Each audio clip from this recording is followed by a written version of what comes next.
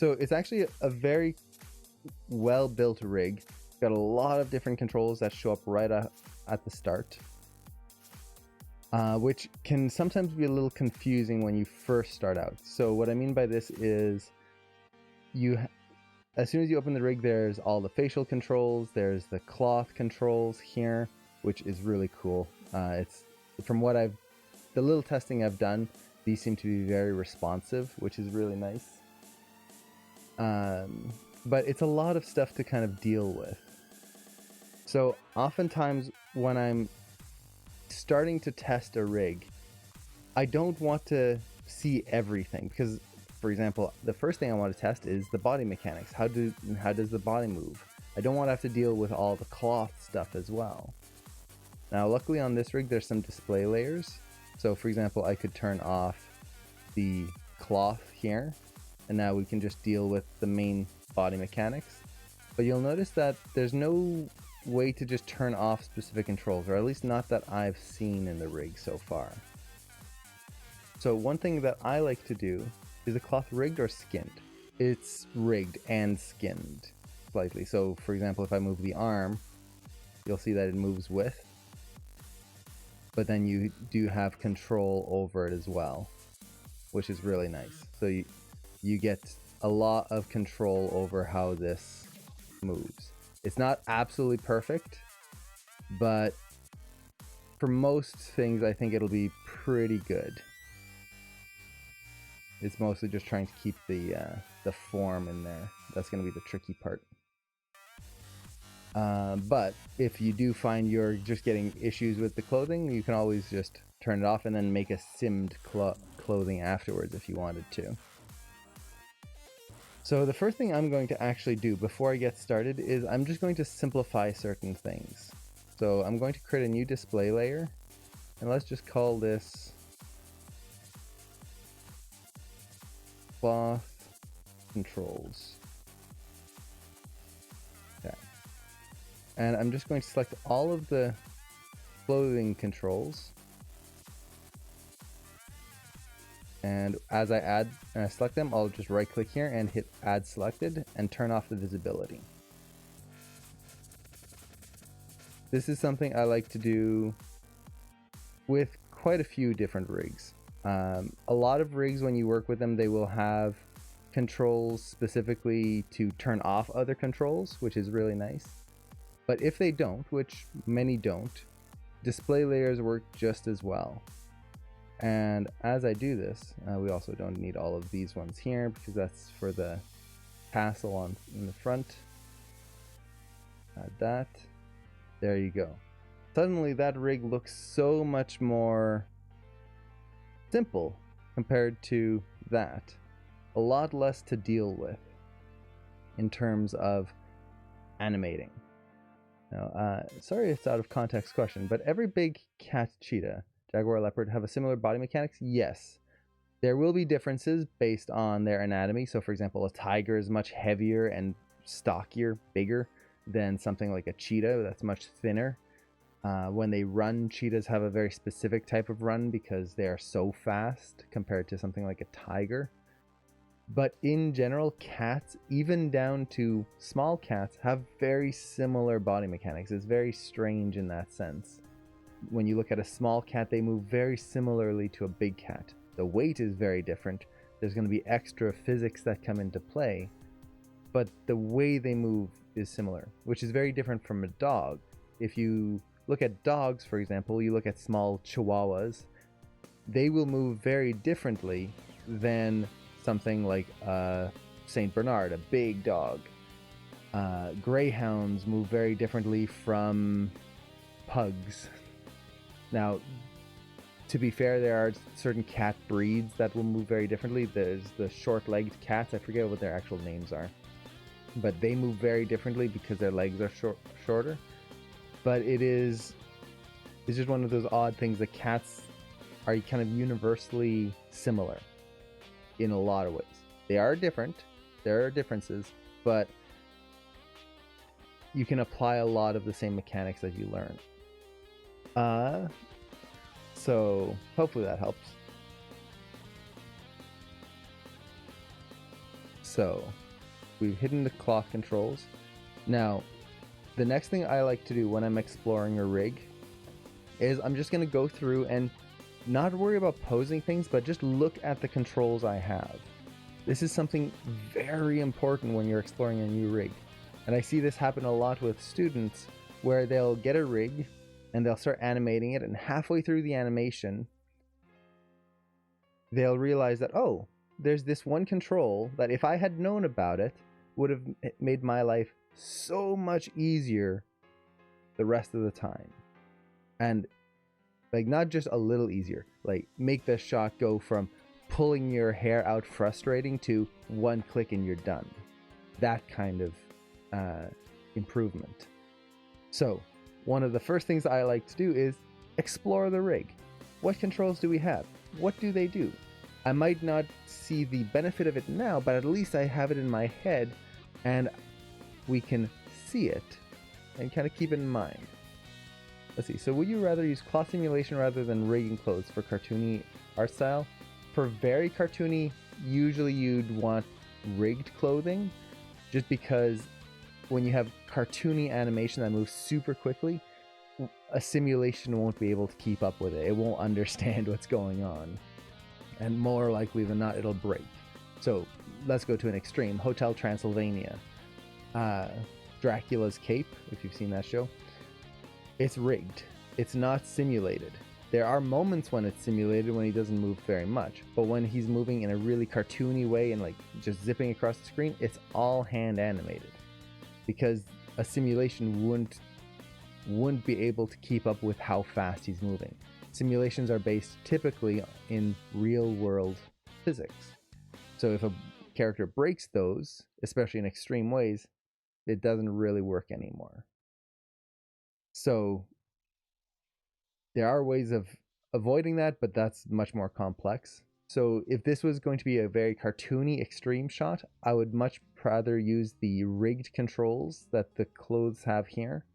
If I was going to do more of a realistic, and it doesn't have to be super realistic, but like Pixar Disney style, then I might think of simulating the clothing. It really just depends. There's a lot of gray area in there. So let's take a look here. So if we look at the root control, we've got our main translates, rotate, scales. Okay, great.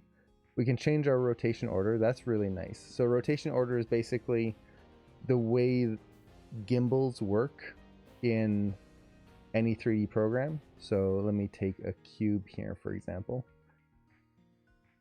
And if we take our rotation control and we set it to gimbal mode, you'll notice that as I rotate this, see how when I rotate X, nothing happens? It doesn't seem to be changing. I move Y and only the X axis is moving, and I move the Z axis and they all move. This is because the rotation order for this object is X, Y, Z. So X moves first, so it's rotating, but it's not affecting anything else. Then Y moves next, but it affects the X axis as well. And then Z affects the Y and the X. So you basically go from right to left. So X affects nothing, Y affects the X, Z affects the Y and X. What does that mean? Really, you don't have to worry too much about it, but what it can cause is issues where if you are predominantly rotating in one direction, so maybe I'm just using the Y all the time. This is the big one. You can see how it starts to offset my attributes. So the X and Z suddenly have an offset to them. So X rotates this way and Z rotates that way. They're very similar now. I can even go to the point where they're almost exactly the same. This is called gimbal lock.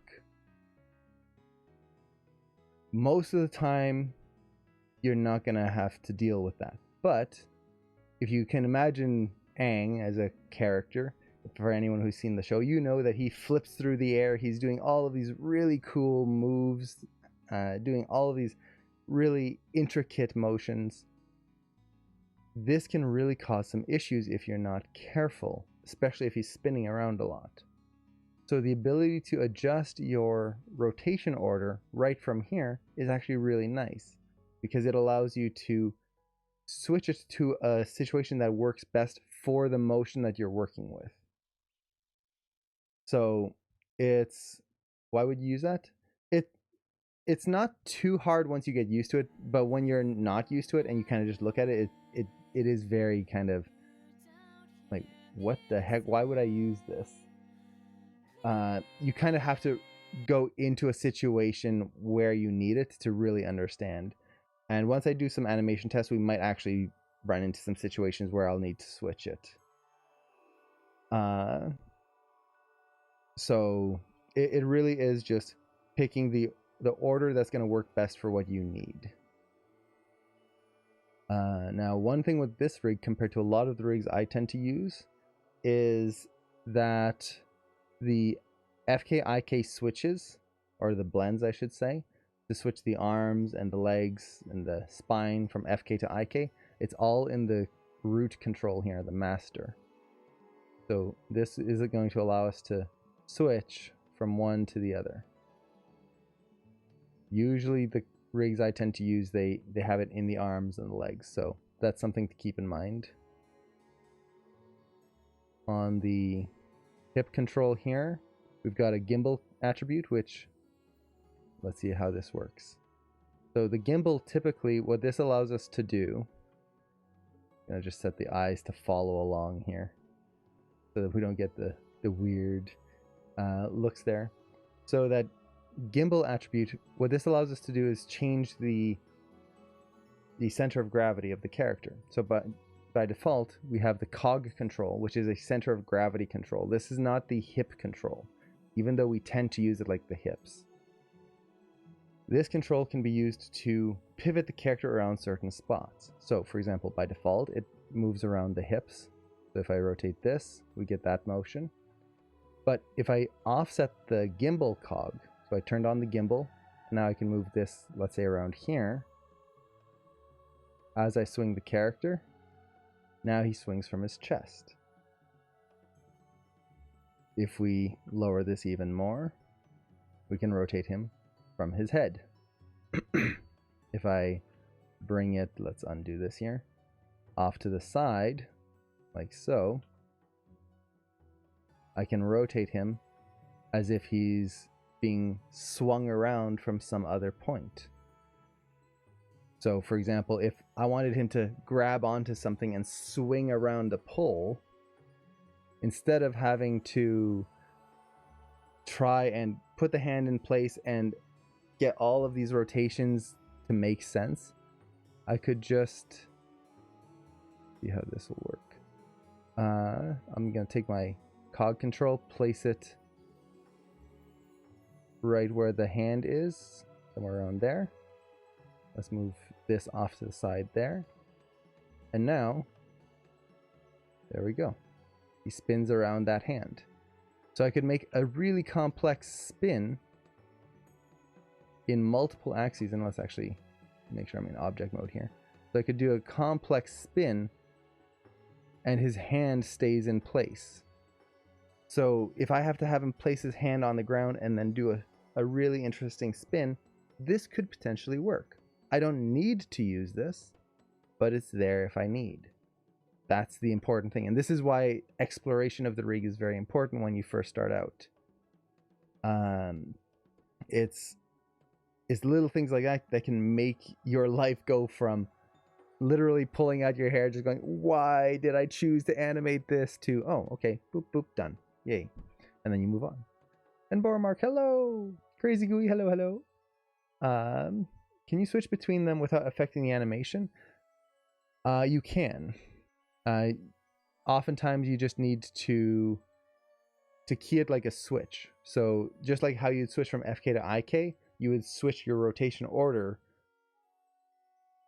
the same way. So if you've animated all one way and then, oh, suddenly you need to switch, you would just on one frame switch it, and then you should be able to go ahead. It depends on the animation. Sometimes you can get away with changing it, it won't do too much. Other times it could affect it quite a bit. So what other controls do we have? Let's actually start with the feet. So one thing I like about this rig from the little testing that I had done earlier, and this is one of my favorite new features of modern rigs that I absolutely love, is before it used to be that when you animate feet, you always had to use attributes. So for example, if I want the foot to roll up, I would have to use this attribute here. And then we get all of this motion, which is really nice. We've got a foot roll limit. We've got foot bank, which is side to side. We've got all of that. Now we have this, just a foot roll control. So I can just rotate the foot however I want. And what's even cooler is you can just angle it however you want. This is awesome. I love rigs that have this. You even have a toe control. And this is just one of those things where as rigs get better and better, as kind of new improvements are made, things kind of change. For example, when I first started animating, a lot of times you didn't even have finger controls like this, where you would just pose out the fingers yourself. It all was attributes. So you'd select a control here and you'd have like index joint 1, index joint 2, index joint 3, and you'd have to just take each attribute and move them one at a time in a list, which wasn't bad, but it definitely didn't make it as intuitive as just clicking and moving, and then you get exactly where you want. Let's see, I kind of wish it was a pull vector that didn't have weight. Do you mean on this rig? The knees and stuff? So this is actually something very important. You'll notice that this rig, right now, all the limbs are in IK, but there's no pull vectors. So for anyone who doesn't know, pull vectors are where the knees are pointing to, or the elbows are pointing to. It's what controls or helps to control the limbs as they bend. By default, this rig has twist control active, which is okay, but I'm not a fan of twist because as you move, for example, the hips, then the knees start moving in weird ways, and I don't know, it's just more annoying than it's worth for me personally. But you can turn on pull vectors right here, and then you have the pull vector right there. And with the pull vector, you can see now this controls the knee, and if I move the hips, the knee stays pointing towards that pull vector. Now, if you don't want that, you can select the pull vector and switch the follow attribute. So maybe I want it to follow the hips. And now, as I rotate the hips, you'll see it actually follows along. So this really just comes down to personal preference. I like pull vectors because you have physical control over it. You're not trying to manage one attribute. You can actually just put this where you want it and either keep it there or have it follow something specifically or constrain it. You just have so much control with a pull vector. And personally, I don't like giving that control up. I don't like having to just deal with one attribute to affect everything. Let's see, what other controls do we have? So we've got a gimbal control for the foot. So same thing. We could use a gimbal control for the foot to change where the foot rotates from. So now you can see if he had to put his foot on like a ball. Let's say I had a sphere here. I could take the foot, put that, I'm gonna get it just close. You'd want to take your time and really center it up here. Put it on the center of the ball and then take the gimbal and move it up here. And now, if I rotate this, his foot's rotating on that ball. Can you imagine trying to animate this without that gimbal control? Trying to rotate the foot around a round surface while keeping the angle correct and all of that and making sure it doesn't cut in at any point versus just whoop, done. So this is the gimbal control. And for anyone in Animation Mentor, all the rigs have these. So check out the gimbal controls. They're very nice. So we have gimbal. What else do we have? Rotate order, good. The twist, I'm probably never going to use on this rig just because it's more for the positioning the knee, and I like the pull vectors. We have the follow control. This basically determines what the foot will follow. This is very useful for a flip. If I have a character flipping, and right now you can see that the feet just stay behind because, well, they're an IK. That's what they're supposed to do. But if suddenly the character is jumping through the air and flipping, well, what if I set this to follow the cog, the center of gravity control? Oop. Now, we get that. I can animate a character flipping, and the leg is falling behind. I'm not having to go, okay, wait. Yeah. Okay, no, he's got to rotate this way. Oh, wait. Yeah. And now the next frame, he rotates some more. Oh, got to get that leg to follow along. Get it up there. Oh, no, it's starting to bend in the wrong place. No, you just move it around and done. And because it's still an IK, you can just add a little bit of overlap like that. And it follows along. Done. Instead of having this huge, horrible curve in your graph editor that you'll have to try and clean up and try to avoid knee pops, you literally just rotate it and you're done. And you can set that to follow, let's see, cog, hips, or parent. So there you go. That's really good. Auto stretch. So what does auto stretch do? Auto stretch should just make it so that the leg, yeah. So you can see by default the leg doesn't stretch. If I pull the character up, the right or his left leg, the screen right leg, is just being pulled up. You turn on auto stretch and it'll just stretch the leg. Personally, I like to use auto stretch when I'm animating, just because it makes sure that I don't get any little foot wiggles if the legs are starting to extend. But it really just depends on the scenario more than anything. But that is a good attribute to have. See. And woo-la-la, hello! Do you think using the gimbal control would be good for animating a character pushing into things with their hands? I find it awkward to animate the hands pushing and gripping into things. It depends on how it's happening. The main problem with using the gimbal controls for something like that, if you're talking about the main hip gimbal control, is, well, you could. So it really depends on how you want to approach it. So let's say this character is pushing into something. He's pressing forward and... oh, dang it. I was hoping he would. Let's bring his arms forward here.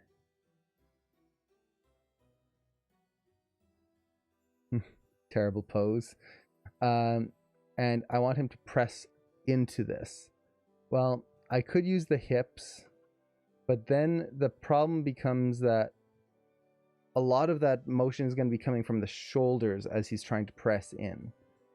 So what I could do is I could use the gimbal control and kind of move things around like this. So now as he's pressing in, he starts to press there, but I can rotate him from the shoulders like this. So the shoulders feel like they're the stable portion of the body as he presses, and we get a little bit of rotation in there. So you could do something like that. Honestly, it depends on the mechanics. So this is where you would really analyze your reference and pay attention to where things are moving, what's kind of creating the pivot point, or where the center of gravity is, where the body is pivoting from. That's what a center of gravity is. So it's kind of looking at that, and it's going to really change depending on the weight of the object, the angle that the character is in. Are they pushing more with one arm than the other? There's so many factors. And Jux, have a great night. And yes, I will take a little sip of water here.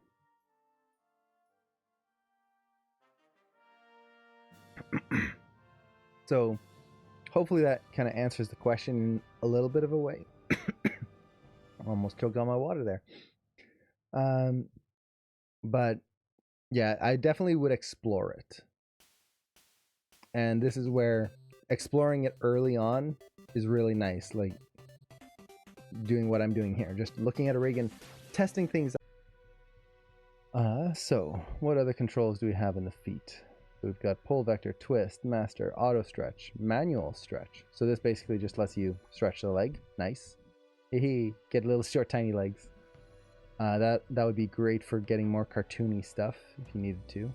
Foot roll. With this rig, I would probably not use this attribute. Well, actually no. I might use it to go up here. So as the foot contacts on the heel, I might use the foot roll to contact and then move down. But then as the foot comes up, I don't know if I'd use foot roll. I think I would just keep it zeroed out and only use this attribute. Actually, I want to test something here. Okay, yeah. So I'll have to use a mixture of the two. Foot bank, that could be useful. Now, one thing here that I saw earlier, but I didn't really look at, is the foot pivot controls.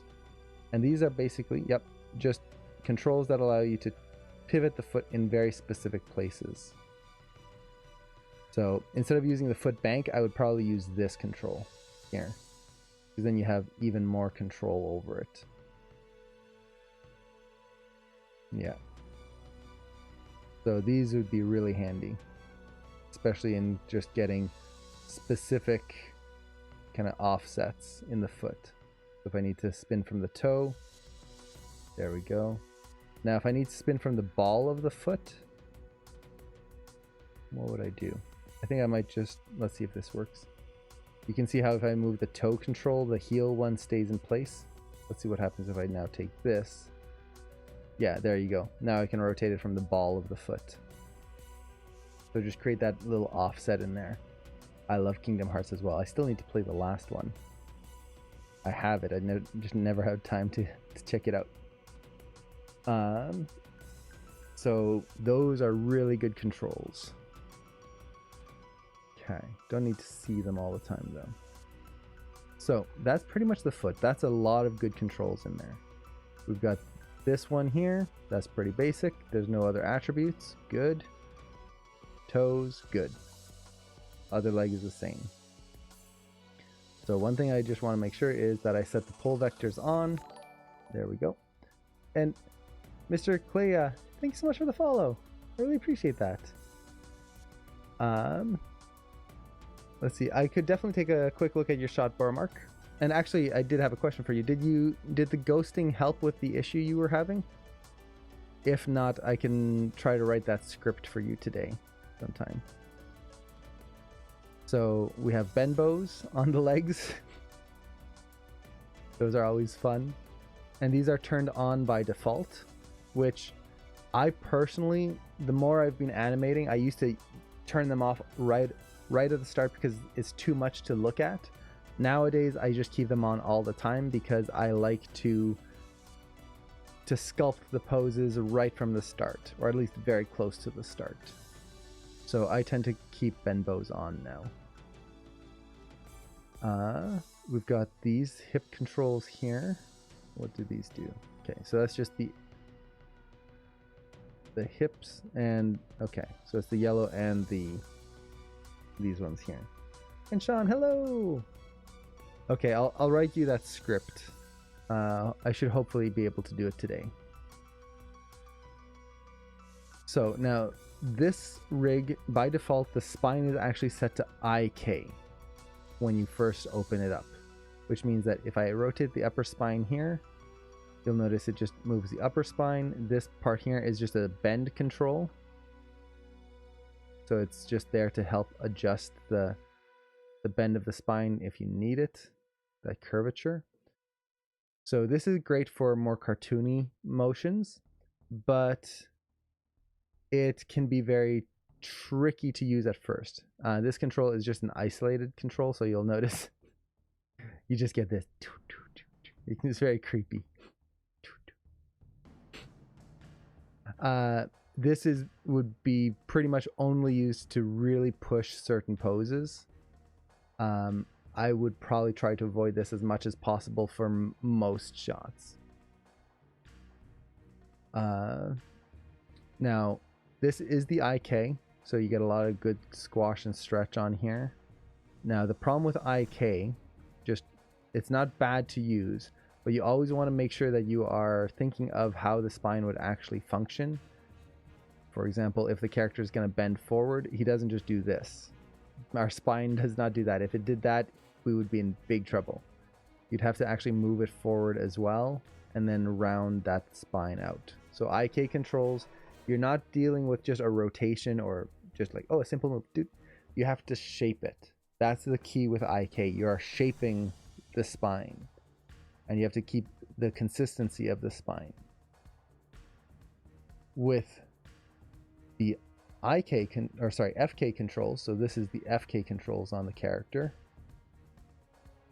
This works more like how our spine works. So if I select all three of these controls here and twist the body, we can feel that twist go all the way down the spine, down into the hips. So this is going to be more realistic if that's what you're going for. If I bend the character forward, take all these, boop, we're starting to get that more natural bend in the spine. So really it comes down to personal preference. In general, I prefer FK spine. That's just my preference. I find it feels more natural, especially when you're doing kind of more realistic shots. If you're doing something more cartoony, IK spine definitely. It just makes it a lot easier to exaggerate things. Not that you can't do this with FK, you can still stretch and squash it and all of that, but it just kind of takes a little bit more thinking about it to exaggerate. So in this case, I'm going to actually stick with the IK spine. Just, I want to get used to how the default rig is set here with this spine. I might switch later on, we'll see. Now let's go up to the neck. Now the neck has 3 different controls, and someone mentioned I was confused with the neck controls on the Aang Rig. Let's take a look here. So we don't have any extra attributes there, and I should double check the spine and the hips. Okay, no, there's just the auto squash and stretch here, which is good. Okay, so this one has squash and stretch. So typically with the neck controls, is it hard to do a rig like that one? It takes a lot of time to put all of these controls and make it all work. It is very tricky. Rigging is one of the hardest things. Like if you think of the animation field, lighting, rendering, animation, rigging, modeling, all of that, rigging is the most difficult. And it is to make something that works and that can be pushed and exaggerated and won't break right away, it takes a lot of time. So yeah, it is done by wizards. So with a neck control, we have the base neck control here. This is the one, if I was to animate the neck, I would use the majority of the time.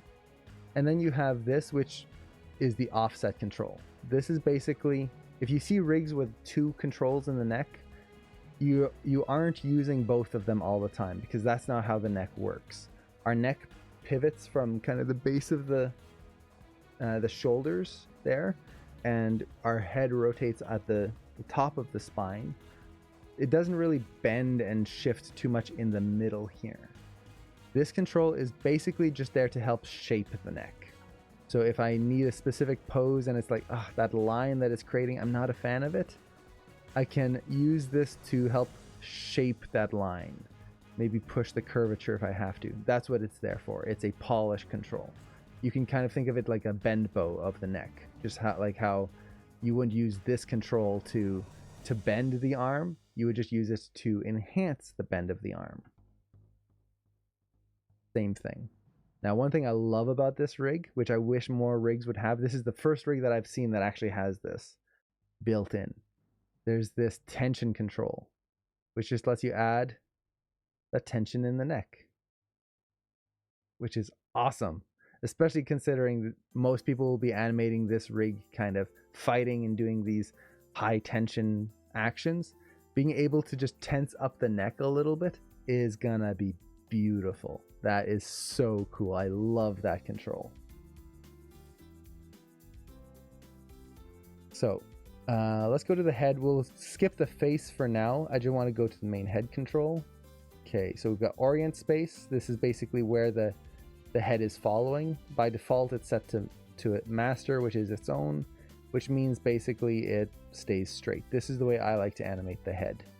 I don't personally, unless I'm doing a flip or something, I don't like it when the head follows the body controls like this. This gets very annoying to me. Unless I'm doing, again, like a big flip or a spin of some kind, that's just going to be a pain. Okay. And what's this one up here? Okay, squash and stretch. Weep, weep, weep, weep. That's good. Now, is there a chin one? Out of curiosity. There's the jaw control. There's these controls, which these just allow you to kind of exaggerate the facial features, which is really cool. Doesn't look like there's a bottom squash and stretch, which is kind of odd. Usually when you see a squash and stretch control like this, which is really nice, it's nice when there's one at the bottom too, because technically the bottom is going to have more squash and stretch than the top. The top of the head is just skull, so it can't really move that much.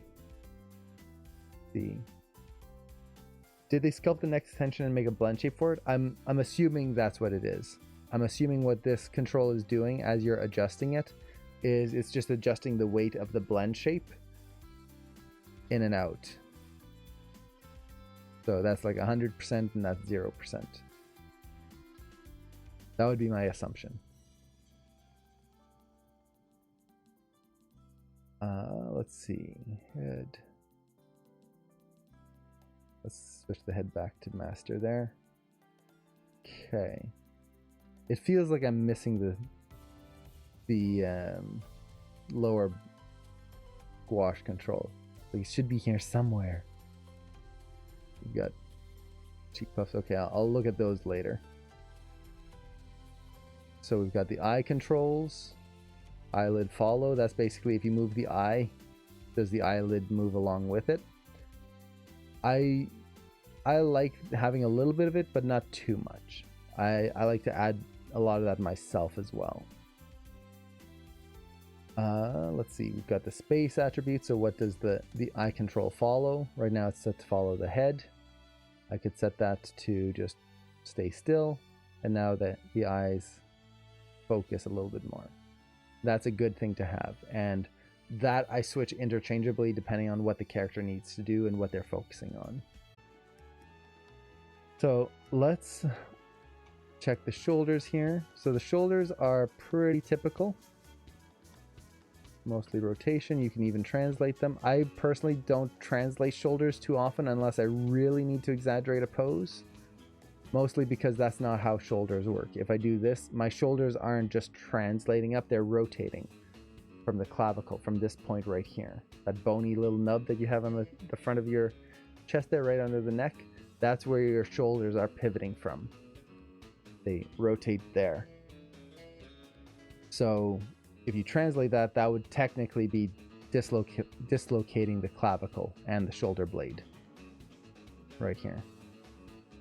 So rotation first. If I need to exaggerate it, then I'll translate it. That's my typical way of approaching it. We have the bend bows.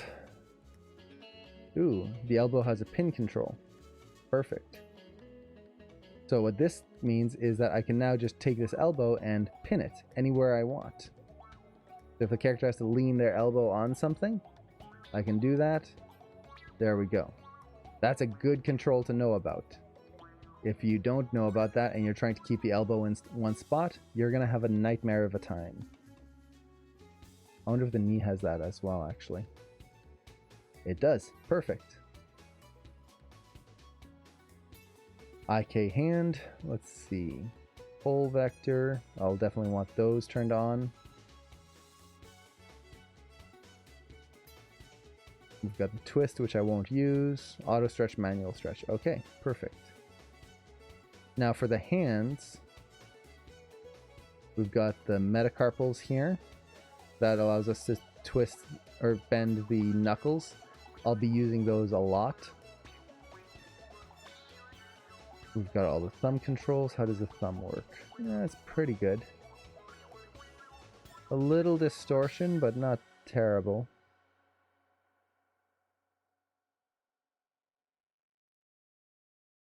Yeah, that's pretty good. Let's see. Finger controls, yeah. So that's pretty normal, typical. Okay.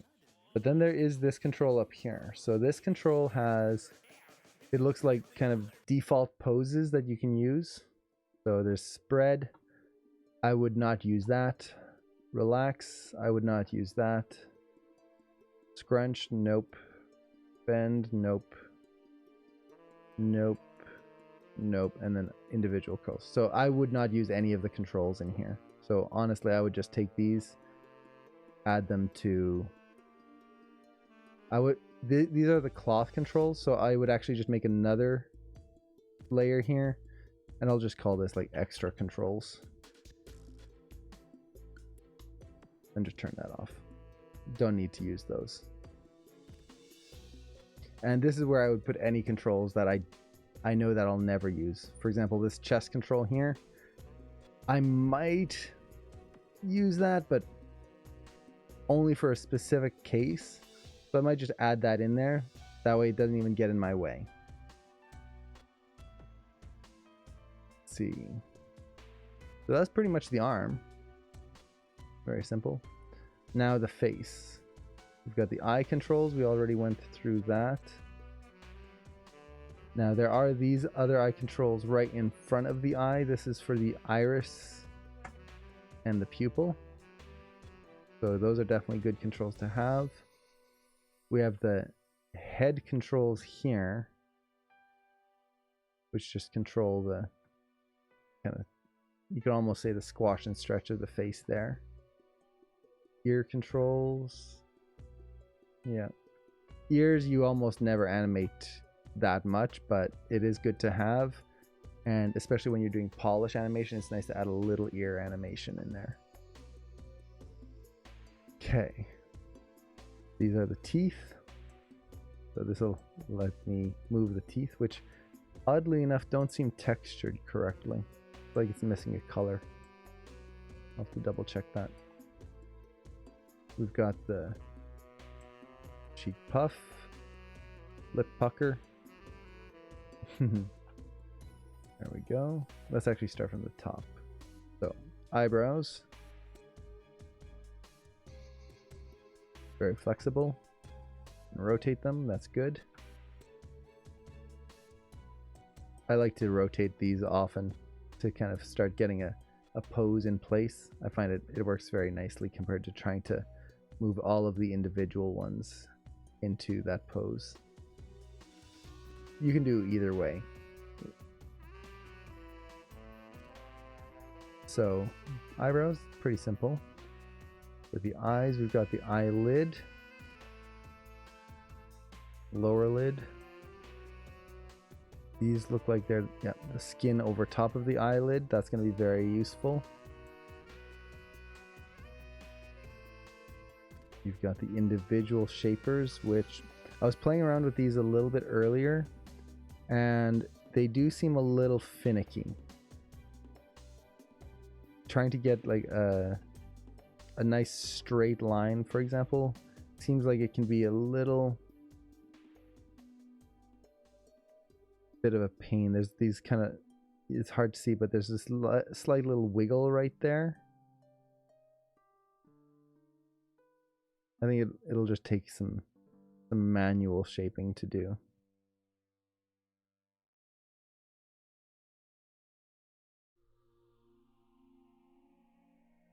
Yeah, so you can even see it like right in there. It's got a little curl.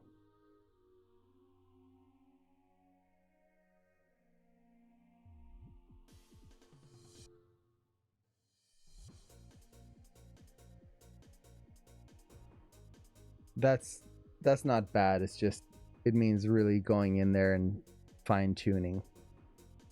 But you do have a lot of control. I think you can even pull these in and out.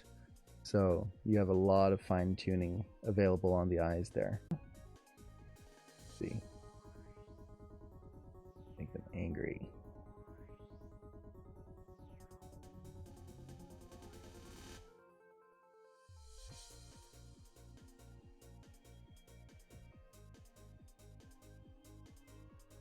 The angry face, the corner of the brows tend to come down a little bit more. Now we're starting to get a little bit of sharpness here, and you can see like there's some normal shadows happening. So normal shadows, for anyone who doesn't know, you see how there's this really dark shadow here and there's this kind of like sharp shadow here and here. These are the normals of the rig. Normals are what the rig, or what the geometry uses to calculate when it's going to be in shadow, when it's not going to be in shadow, whether it's smooth or hard, all of that stuff. And sometimes when it starts to get distorted like this, or when the geometry starts to become more pushed, you can get these strange shadows that come in. It's not necessarily a bad thing, but it can be annoying. So a few ways to solve this is to select the geometry and just soften the normals. I wouldn't recommend this on a rig. But in this case of this rig, one of the problems is that the geometry is actually pretty low. If you low poly. If you look at the eye, we can see the nickeling, which is when you can see the edges, edge, edge, edge. We can see the edges here, edge. There's an edge there. There's an edge there. We can start to see all of that. And basically, is that a problem? Not too bad. Not really. As long as we're at a distance. But even then, if we go up in here, we can actually see that happening on the body as well. See how there's these little shadows kind of creeping up all over? Well, to solve this, I'm just going to select the whole rig and hit 3 on the keyboard to soften the rig. And look at that. Those shadows are gone. We still get some shadows here, but they're not that weird, hard like just kind of on one face shadow. It's smoothed out a little bit more. I can even turn on anti-aliasing here, and now we get much smoother facial expressions. And this makes shaping the eye a lot better too. So you can see now the eye, look at that bottom lid. If we go back to what we had before, see how you can see all those individual faces? Now, nice and clean, nice and smooth. So, yeah, it's a really nice thing to do. I wouldn't do it right away because it will slow things down a little bit. Not a huge amount, but it is one of those things I would probably hold off until I've got at least into the splining, polishing stuff done. I'm just checking how the lips work here. One thing I was noticing with the lips is that they do have some deformations if you push them a little too much. So for example, if I take this lip control here, see how it starts to pinch right there? That's something I'm gonna have to be very careful of.